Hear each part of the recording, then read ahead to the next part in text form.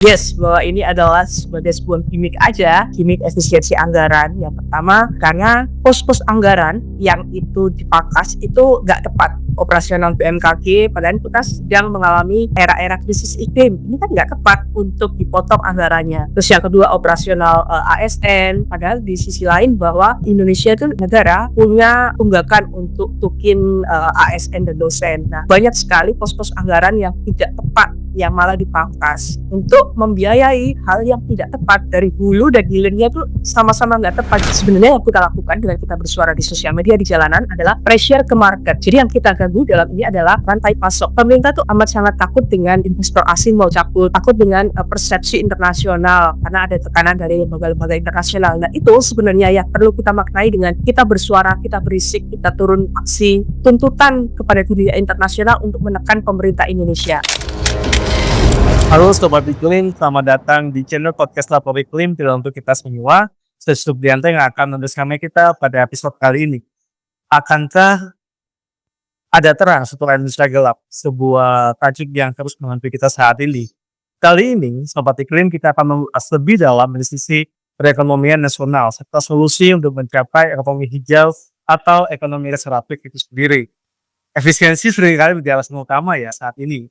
Dianggap oleh pemerintah mulai dari pemangkasan anggaran hingga aplikasi untuk pelayanan publik. Namun dalam prakteknya justru berkebalikan. Langkah efisiensi ini kontradiktif ya dengan agenda pemerintah.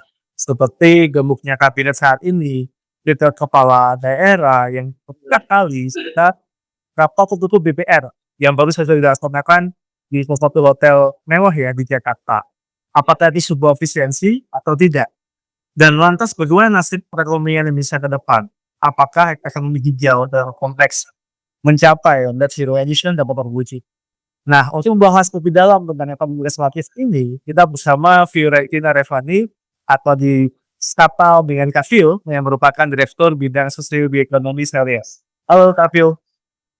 Halo, selamat siang, selamat sore, selamat Halo. Gimana kabarnya, Kak? Baik-baik aja, cuma rada resah ya baca timeline. Gimana Kak?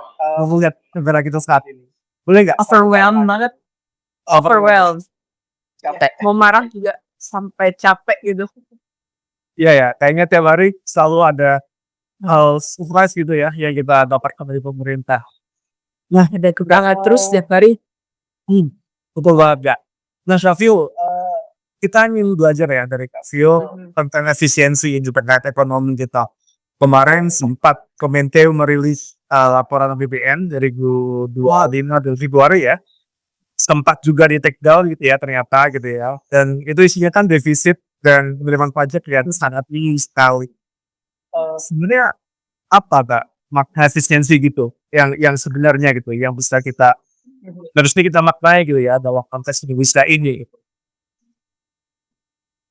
Aku langsung aja ya, ketika kita ngomong kebijakan saat ini apa efisiensi anggaran, kita tuh perlu menarik, melihat sejarah atau alasan genealogis di balik dari kebijakan efisiensi anggaran. Jadi kan kalau efisiensi anggaran ini muncul dasar hukumnya dari Impres nomor 1 tahun 2025 di instruksi Presiden. Nah, kenapa sebenarnya sampai ada Impres untuk menarik banyak sekali pos-pos anggaran sehingga terkumpul kalau di Impres itu sekitar 306 atau 307 triliun rupiah ya. Nah, sebenarnya kan keputusan untuk efisiensi anggaran ini muncul dari rahim kepentingan MBG atau makan bergizi gratis. Jadi MBG sendiri adalah sebenarnya janji kampanye dari Prof. Prabowo dan Gibran. Jadi dari janji kampanye yang mau tidak mau ketika akhirnya Prabowo Gibran terpilih sebagai presiden dan wakil presiden, itu harus diimplementasikan. Tapi maksudnya implementasinya itu kalau menurut analisis serius adalah terlalu prematur atau terlalu dini. Pertama, tidak ada pertimbangan teknokratik, dan yang kedua implementasinya juga universal coverage. Jadi semua anak di seluruh wilayah Indonesia itu dengan latar belakang ekonomi apapun akan bergizi gratis. Jadi universal coverage itu yang akhirnya menjadi beban ekonomi. Sedangkan tanpa kajian atau pos anggaran yang sudah dicanangkan jauh-jauh hari, ini kan diimplementasikan begitu aja. Jadi pemerintah ini akhirnya, cari cara, apa nih pos-pos anggaran, yang bisa kita tarik, kita alokasikan untuk membiayai makan bergizi gratis, yang lainnya juga untuk kabinet yang tadi udah disebut begitu gemuk ya, yang nggak efisien sama sekali, banyak stafsus, lala-lili, dan lain sebagainya.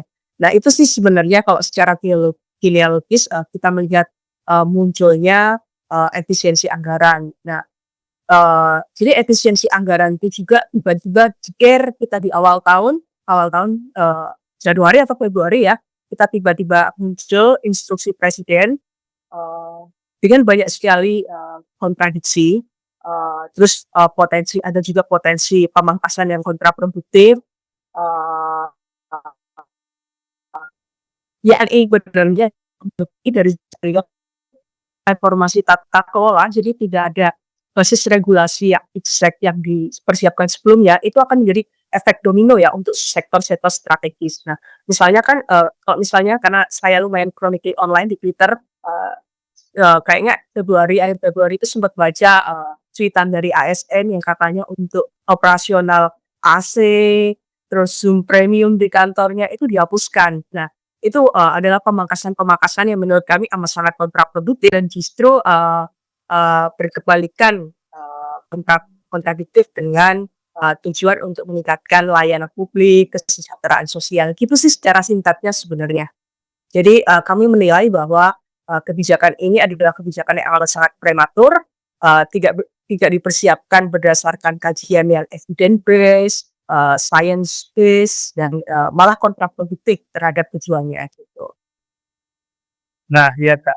Berarti apakah efisiensi efisiensi ini hanya gimmick ya? Kayaknya kan, ternyata banyak praktek-praktek di belakangnya ya, yang lebih boros gitu malahan gitu. Tadi kayak mobil gemuk, pengangkat stafsus, di tengah-tengah efisiensi gitu, bahkan mungkin kita sering mempermasalahkan itu ya, bahwa artinya kenapa stafsus yang kita ragukan background-nya diangkat dan masa faktanya, pasti biaya lebih banyak juga ya Iya.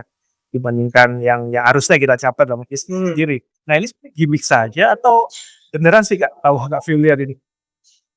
Kalau dari, analisis ya atau pemantauan kebijakan dan, implementasinya di publik dalam 3 bulan belakang ya, setidaknya dari Januari, Februari, dan Maret ini, 3 bulan belakangan ini ya kami bisa, mengatakan bahwa ini big fat yes, bahwa ini adalah sebagai sebuah gimmick aja, gimmick efisiensi anggaran. Yang pertama, karena pos-pos anggaran yang itu dipangkas itu nggak tepat.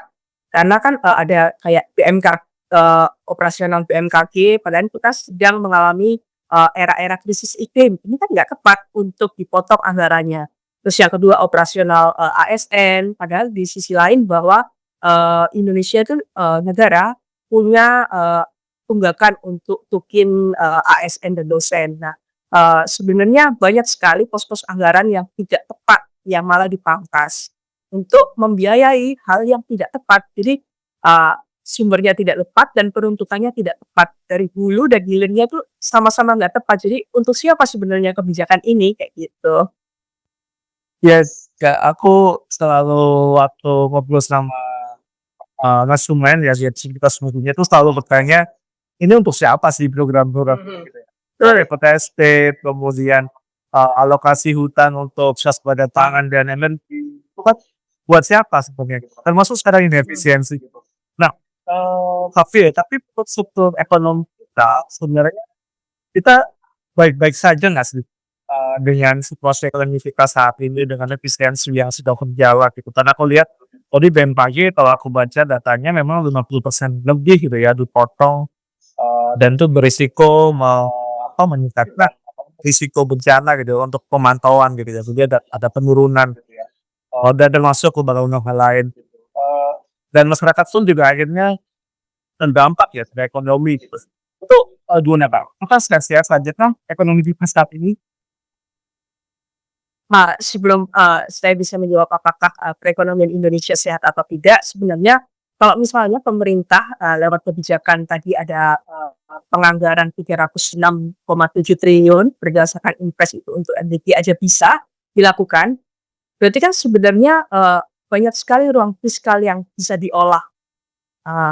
Tentu aja ini harus, pertimbangannya harus hati-hati. Nah, sebenarnya pemerintah itu banyak sekali, anggaran yang, bisa ditekan, misalnya kayak perjalanan dinas dan lain sebagainya, ya itu tanpa mengorbankan kepentingan publik. Nah, kalau misalnya rekomendasi dari Selios adalah salah satunya untuk memperlebar ruang fiskal, Indonesia untuk membiayai, tunjangan dan lain sebagainya untuk kebutuhan, publik, ada potensi pendapatan negara dari penerapan pajak-pajak progresif. Jadi selama ini kan pemerintah selalu gitu ya, PPN 12%, itu dari kemarin yang ribut ya. Kenapa sih pemerintah pada akhirnya selalu cari pos-pos anggaran itu yang malah mengorbankan atau menambah layer-layer kerentanan dari publik.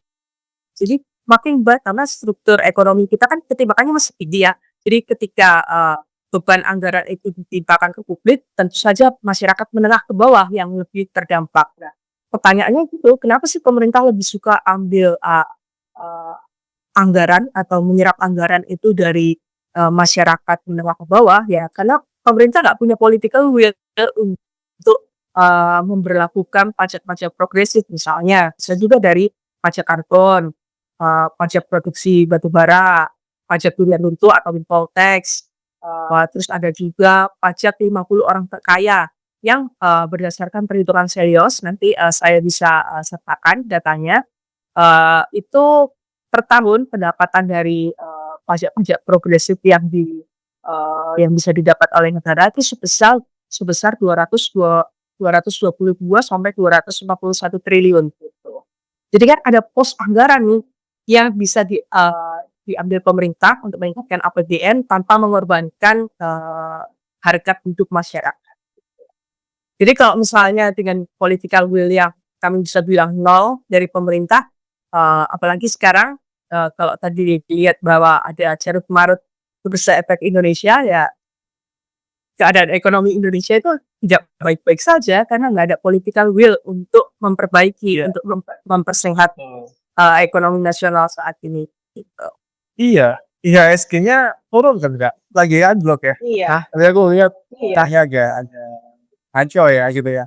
iya. Tadi gimana, Tadi Kak, Mas, yang mhm, investor mana yang mau, investor luar mana yang mau naruh, modalnya untuk negara yang tiap hari ada berita korupsi, lonjakan anggaran dan lain sebagainya. Itu sektor yang tidak bisa bohong iya, bahwa ekonomi Indonesia saat ini tidak baik-baik saja.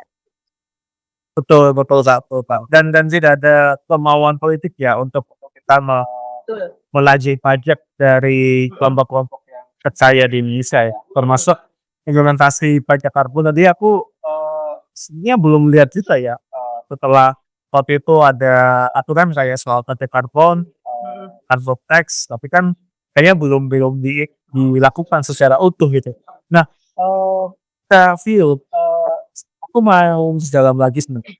Kemudian kalau kita ada opsi ekonomi, tapi kan ekonomi sederhana kita kan secara umum gitu ya, kan ditunjang dari berbagai macam sektor ya, termasuk industri, jasa, pertambangan, perkebunan, semuanya gitu.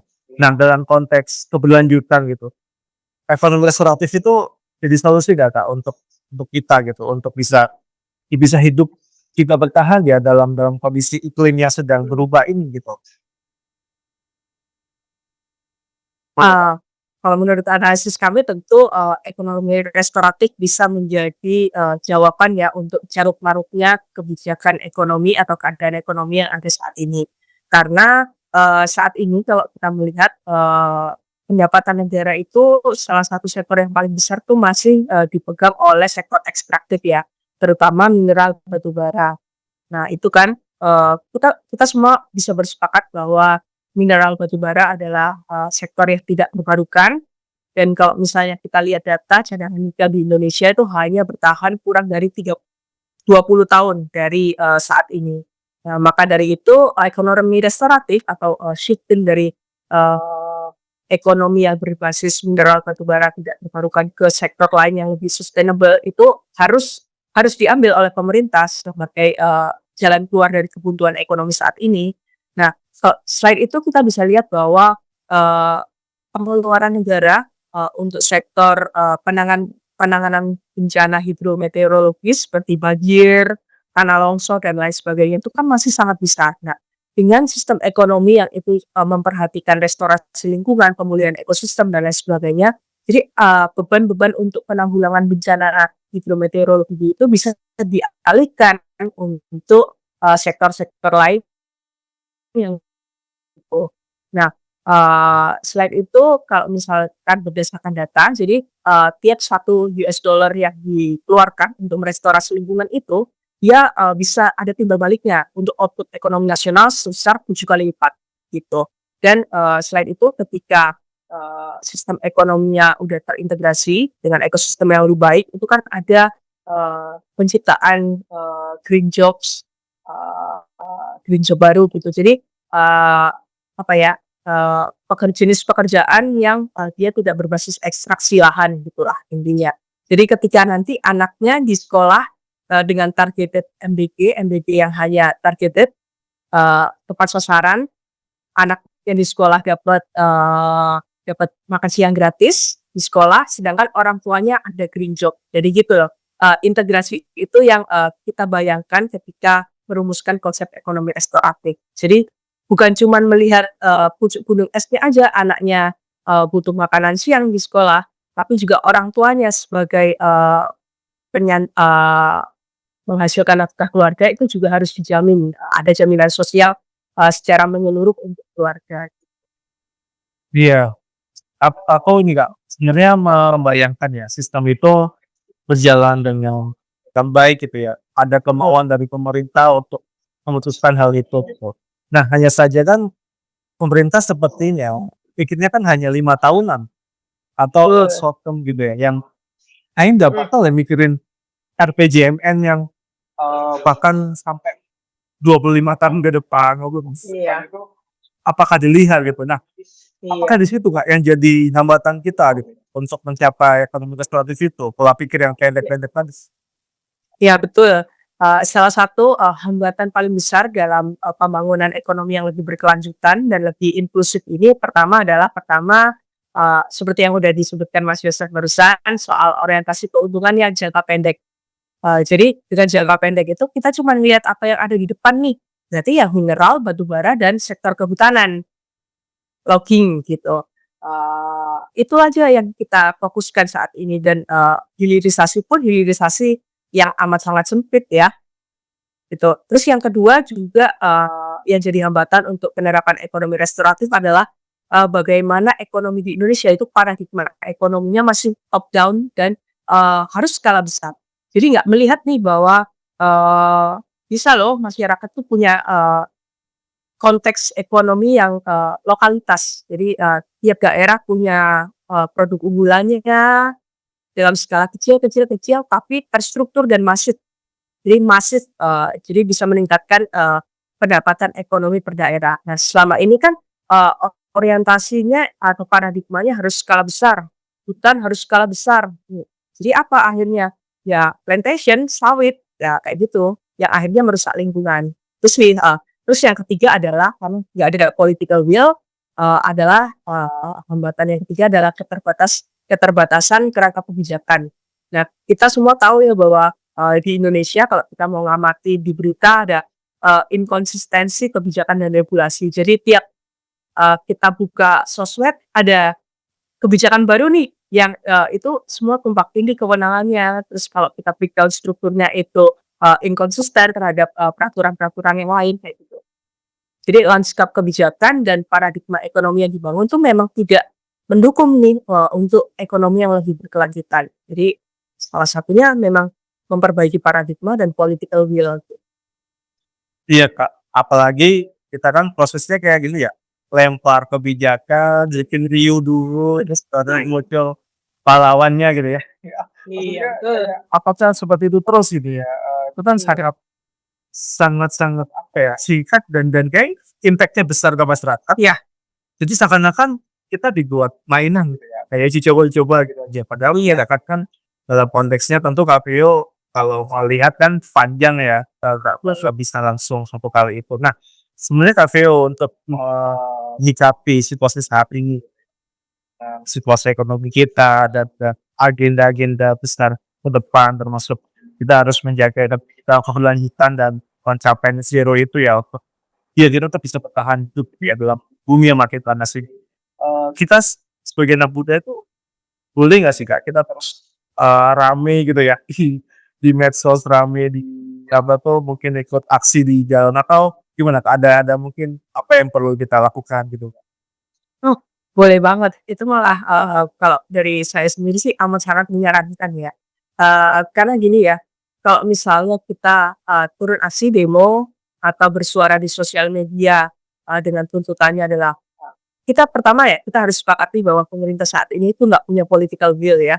Jadi ketika kita melakukan demo, atau bersuara di sosial media, sebenarnya yang kita lakukan dengan kita bersuara di sosial media di jalanan adalah pressure ke market. Jadi yang kita ganggu dalam ini adalah, rantai pasok. Jadi pemerintah tuh amat sangat takut dengan, investor asing mau cabut, eee, takut dengan, persepsi internasional karena ada tekanan dari lembaga-lembaga internasional. Nah itu sebenarnya yang perlu kita maknai dengan kita bersuara, kita berisik, kita turun aksi, itu sebenarnya tuntutan, kepada dunia internasional untuk menekan pemerintah Indonesia. Jadi gangguan ekonomi, gangguan rantai pasok yang perlu kita, interupsi di sana, gitu Mas sebenarnya. Saya sih amat sangat menyarankan kita semua harus turun ke jalan, kita berisik aja di sosial media. Poin yang keren Kak, aku baru baru baru memahami bahwa ini ya ternyata kita harus bikin Rio, kan, apa tuh tadi ya, efeknya kan besar ya, efeknya sangat-sangat luas itu, termasuk IHSG kita secara anjlok pun juga melihat situasi stabilitas ekonomi, stabilitas sosial politik kita lah. Kalau kalau memang dunia internasional melihat kayaknya ini ada gangguan-gangguan nih, kayaknya nggak dulu deh ke Indonesia gitu ya, waktu kayak.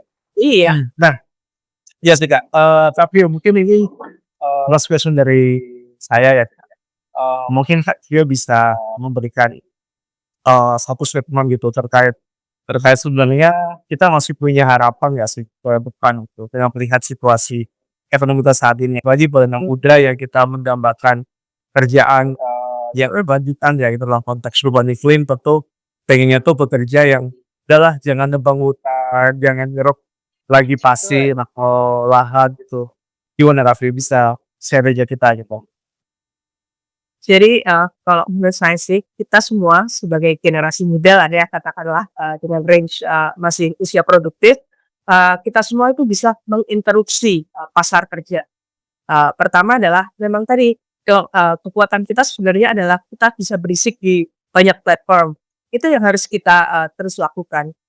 Dengan begitu kita bisa menekan pemerintah.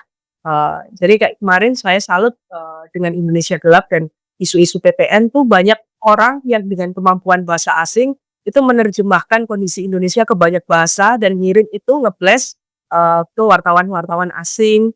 Terus kemarin ketika Fairmont, digunakan untuk rapat, siasat diam-diam RUU TNI, ada kawan-kawan di sosial media yang menerjemahkan itu dalam, bahasa Prancis ya, dan ngirimkan ke, kantor cabangnya. Nah, instruksi kayak gitu yang bisa kita lakukan karena, kalau kita mengharap political will dari pemerintah untuk mempersiapkan lapangan kerja yang sehat untuk kita, itu nggak mungkin tanpa intervensi kita.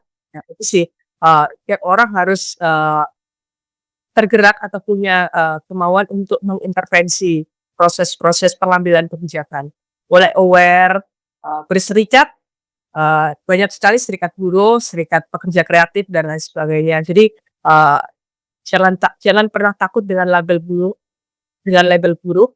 karena kita semua adalah kelas pekerja, kita semua buruh yang, dengan kondisi ekonomi saat ini, kita kesentil dikit aja, kita udah, jatuh di jurang kemiskinan. Kita amat sangat rentan. Nah, ini perlu kita harus, eee, apa ya, membuat posisi kita sendiri lebih aman dengan intervensi kebijakan publik, gitu. Oke, thank you banget Kak Vio, pesannya kuat banget ya buat buat kita semua dan apalagi tadi sudah sharing banyak terkait situasi ekonomi dan chance kita untuk mencapai ekonomi berkelanjutan ya kayak atau seratif ekonomi gitu ya. Oke, thank you banget Kak Vio sudah mau hadir dalam podcast Oh, kita kali ini ya. Oke, terima kasih Kak. Kita jumpa lagi di sama-sama. agenda lain. Dan buat Sobat Iklim, jangan lupa subscribe, like, dan komen channel kita yang akan selalu hadir membahas tentang isu-isu yang relevan terhadap ekonomi, perubahan iklim, lingkungan, dan konteks kebijakan publik dan hak asasi manusia. Saya Sri Pudianto undur diri, kita ketemu lagi di episode selanjutnya. Sampai jumpa.